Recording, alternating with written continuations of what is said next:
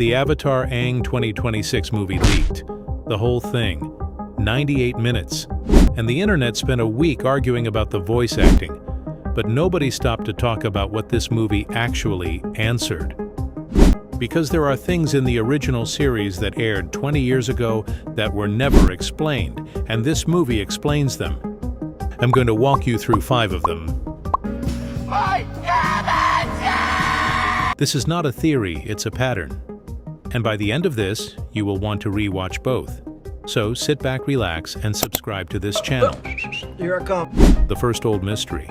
In Season 1 of the original series, Aang is found in an iceberg. He's been in there for 100 years. The show explains how he panicked, went into the Avatar state, and the ice formed around him by accident. Fine, we accepted that. But here is the observation that nobody pointed out. In a world with 4 air temples, thousands of air nomads, why is Aang the only one we ever found preserved? Think about it seriously. The Fire Nation wiped out the air nomads in a single coordinated attack. An entire people and civilization gone in one night. Firebenders? They were here?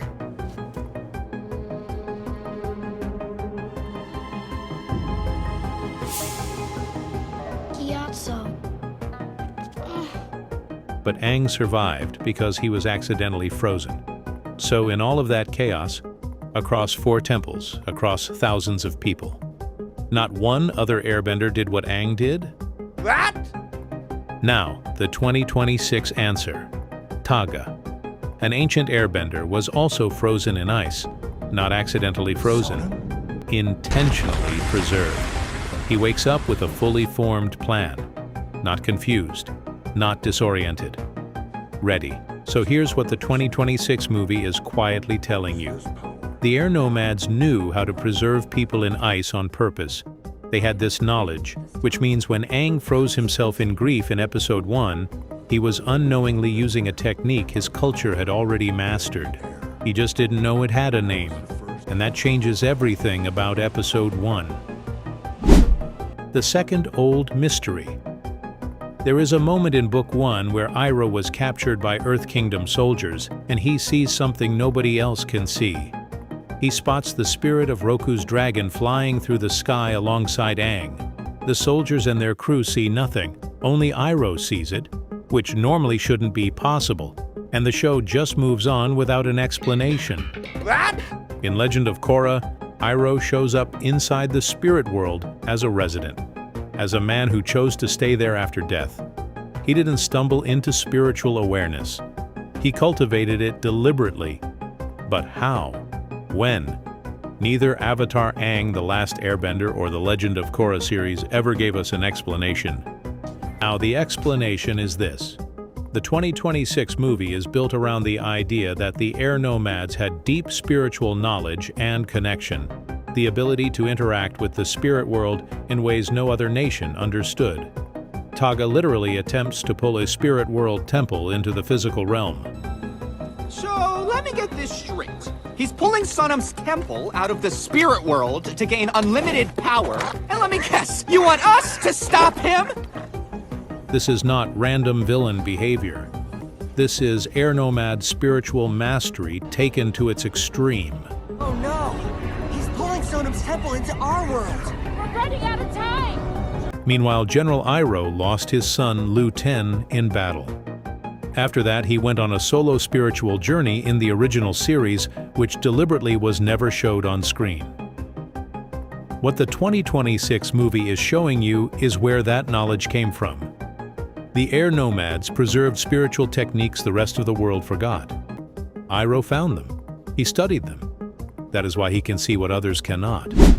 For our next old mystery, we have that in Season 3 finale. Aang is about to face Fire Lord Ozai and has a moral crisis. He cannot bring himself to kill him. Then, out of nowhere, a lion turtle appears. An island-sized ancient creature.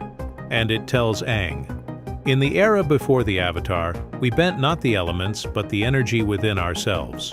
Aang uses this to take Ozai's bending. And that is all we ever got. What did you do to me? I took away your firebending. You can't use it to hurt or threaten anyone else ever again. That line has sat unanswered for nearly 20 years.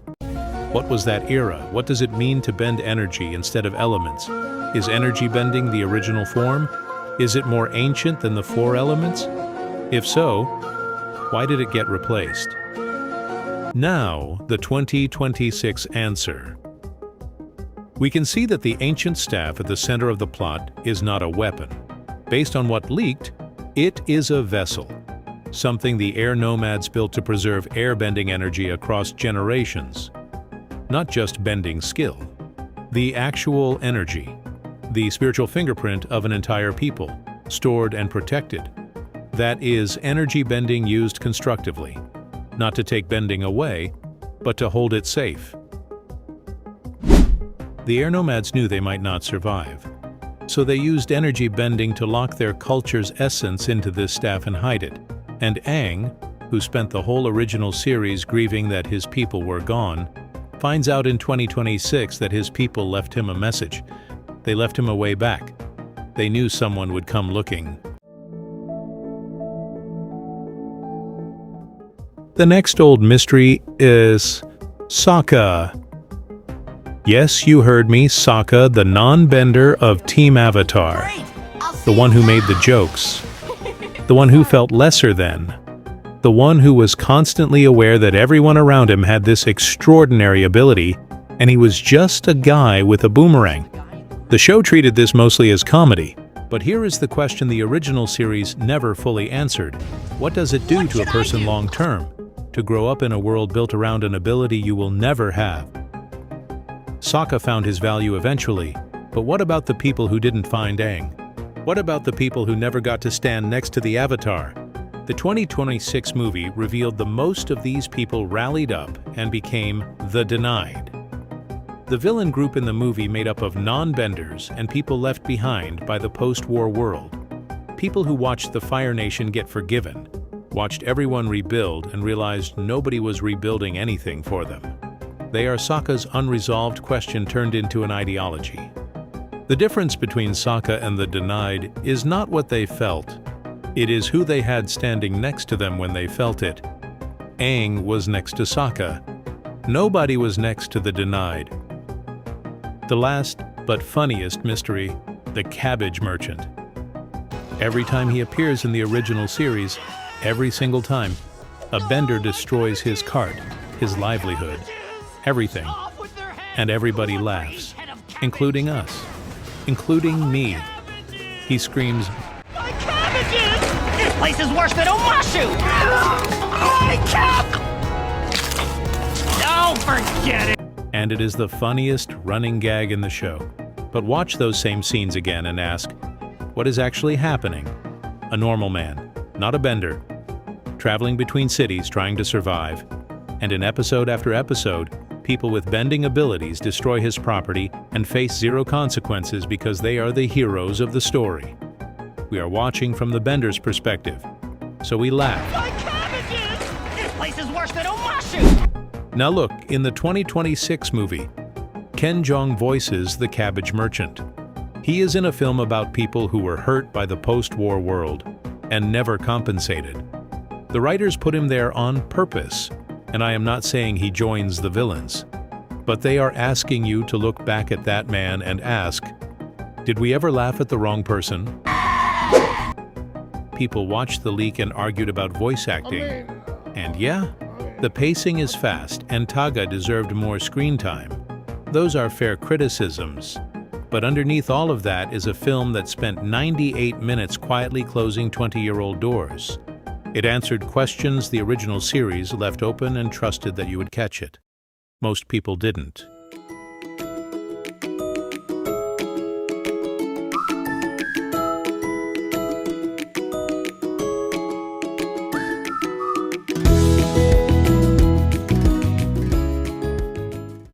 And that's it. Hidden in plain sight for 20 years. The Frozen Airbenders, Iroh's missing journey, Sokka's unanswered question, the Cabbage Merchant who was never a joke. One story, and it took a leak for people to finally pay attention. Now you're not most people. Drop what you spotted in the comments. subscribe, because when Seven Havens drops in 2027, we will be ready. See you then.